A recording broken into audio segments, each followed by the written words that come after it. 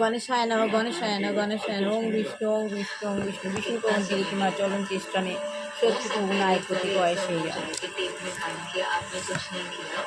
শ্রী গুরুদেব যুগভূষণ পরমহংস দেবায়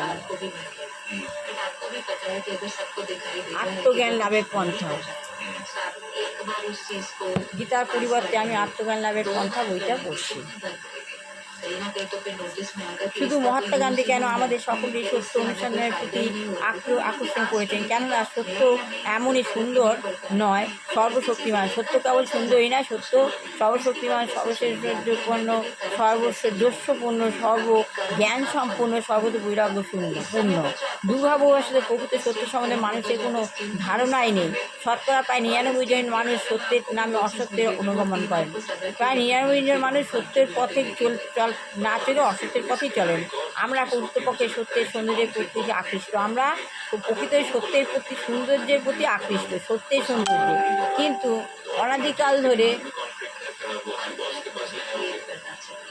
অনাদিকাল ধরে আমরা সত্যরূপে প্রতিভাত অসত্যকে ভালোবাসতে অভ্যস্ত হয়েছি। আমরা অনেকদিকে সত্যের পরিবর্তে অসত্যকে ভালোবাসতে অভ্যস্ত হয়ে গেছি। এই বিশ্বাস সত্য মানুষের কাছে সত্য সুন্দর এই দুয়ের মিলন সম্ভব নয়। জড়জাগতিক সত্য এবং সুন্দর বিশ্লেষণে এইভাবে করা হয়ে যায় না। তাহলে আমরা জড়জাগতিক সত্য আর সুন্দরকে বিশ্লেষণ এইভাবে করা যায় না। একসময় একজন অত্যন্ত ক্ষমতাশালী বলিষ্ঠদেহী মানুষ, যার চরিত্র ছিল অত্যন্ত সন্দেহজনক, এক অতি সুন্দরী রমণীর প্রতি আসক্ত হন তিনি। সেই রমণী কেবল সুন্দরী ছিলেন না, তার চরিত্র খুব নির্মল ছিল।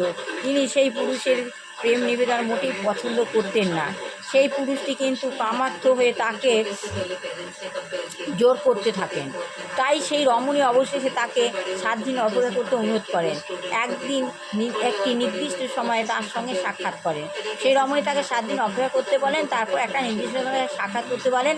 পুরুষটি সম্মত হন, তাতে রাজি হন। অনেক আশা নিয়ে তিনি সেই নির্দিষ্ট সময়ে প্রস্তুত করতে শুরু করেন। এরপর কীভাবে হয়েছিল এটা আমি পরে আগামীকাল পড়বো। সবার ভালো হোক, কল্যাণ হোক, মঙ্গল হোক। নিজেকে রিচার্জ করে নিই ফোনের মতো। দুষ্টু বাচ্চা ভালো হোক।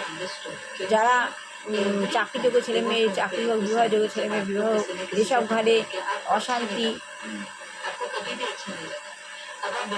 কোনো সেসব সমস্যার সমাধান হোক। আর সেই সব মানুষকে, যারা অশান্তি ছাড়া শান্তি চান না, সেসব মানুষকে দূরে সরিয়ে নেওয়াই হোক। এগুলো আমি শেষ করলাম।